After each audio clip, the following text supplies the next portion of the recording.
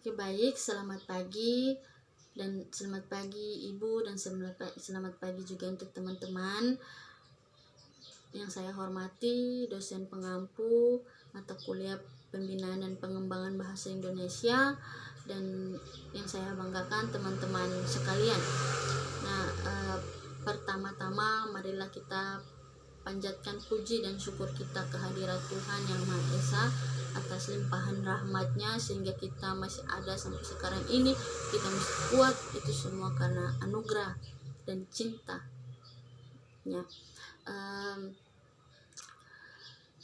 Saya akan masuk dalam pembahasan.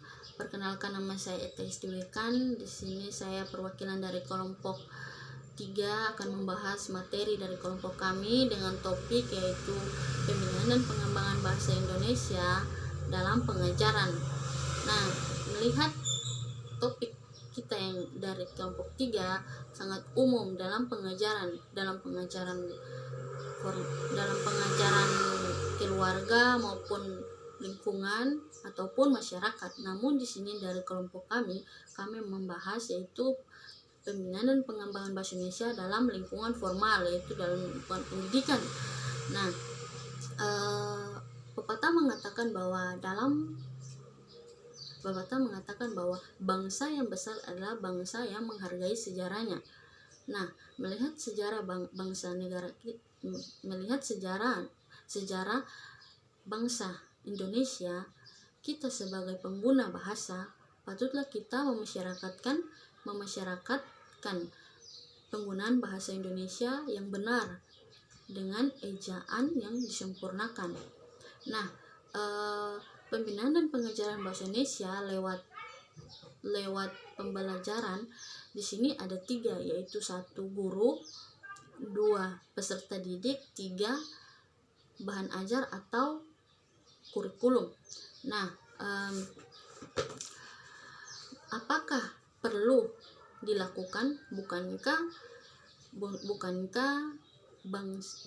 warga negara Indonesia sudah mampu berbahasa Indonesia dengan sendirinya? Nah, pada dasarnya kita sebagai warga negara Indonesia atau pengguna bahasa Indonesia, kita harus membina diri kita masing-masing agar bahasa Indonesia itu bisa tumbuh dan berkembang dengan sesuai dengan kaidahnya. Nah, di sini pembinaan bahasa sebagai sebuah proses dilaksanakan dalam berbagai usaha. Nah, seperti pengajaran bahasa Indonesia pada dasarnya dapat diartikan memiliki peran, yaitu ada 3 peran. 1, memperkenalkan ciri-ciri dan membangkitkan penghargaan bahasa Indonesia non baku atau bahasa Indonesia baku. Yang kedua itu memperkenalkan ciri-ciri dan fungsi berbagai variasi bahasa. Dan yang ketiga itu memandu siswa menggunakan arti bahasa yang tepat sesuai dengan fungsi atau sesuai dengan fungsinya. Mulyono 1985 mengajukan 3 macam usaha dalam pembinaan pengembangan bahasa Indonesia yang dapat ditempuh, yaitu 1, peningkatan keberhasilan nasional, 2, penyebaran hasil konduktif nasional, dan yang ketiga itu pembimbing yang berhasil. Nah, di sini yang kita lihat dalam jenjang pendidikan, mulai dari jenjang pendidikan SD atau sekolah dasar sampai PT atau perguruan tinggi, di sini masih banyak yang kita dapatkan kesalahan-kesalahan yang dilakukan dalam penggunaan bahasa. Nah, di sini yang kita lihat, kita sebagai seorang pendidik mampu melihat kesalahan-kesalahan yang sering dilakukan dalam dunia pendidikan. Nah, yaitu kesalahan-kesalahan yang dilakukan dalam pemakaian ejaan bahasa Indonesia, yaitu 1, pemilihan kata, dan 2 itu penyusunan kalimat. Nah,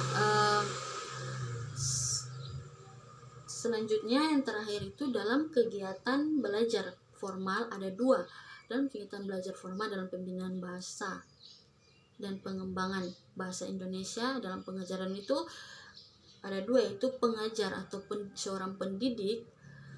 Yang kedua itu peserta didik atau siswa maupun murid. Nah, mungkin itu saja penjelasan singkat dari saya. Sekurang-kurangnya mohon maaf bila ada yang kurang mengerti, langsung saja ditanyakan. Ini saja penjelasan dari saya. Selamat pagi buat teman-teman dan selamat pagi juga buat ibu. Oke, baik, selamat pagi.